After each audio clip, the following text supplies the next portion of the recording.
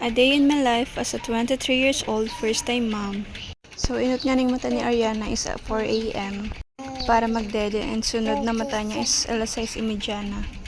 Nilag ko nga ni muna pa lang siya sa walker niya para maayos ko ang higdaan ni. So nasa ugali na talaga ang ayuson tang higdaan daw magiging makalat manggara na tiyan. Milk na ikaw? Where's your milk? Where's your milk?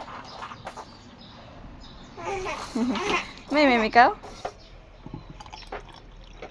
So, araw nga na ipalansya kaan kapag tihapot mo kung magdedede na siya. Tapos, pag hinapot mo kung hayan ang gatas niya, hilingon niya na, antaram niya na kung sa inalaag.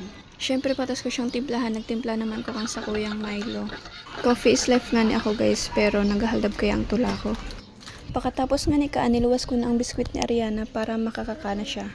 Matibay naman pala nga ni magkakan si Ariana, saka bako siyang mapili. Kaya naman, baka may mag-sponsor dyan, char. Pero dako nakakapansin na medyo nagtunos ang sa iyang hawak. And pansin ko din naman, siguro dahil sa pagngingipon niya. And syempre, nagingipon kaya siya, nagkakasinat, nag-uudo-udo, kaya minsan dahil niya naubos ang gatas niya. So, pagkatas niya magkakan, pinadali ko na siya dyan. May milk na ikaw? Uto!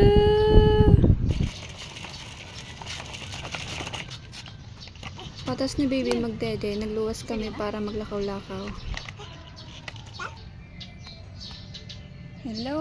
Say hello to eggplant!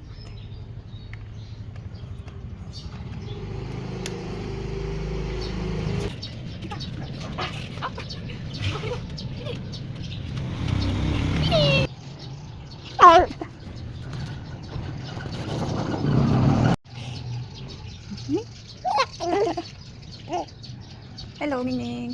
Ay!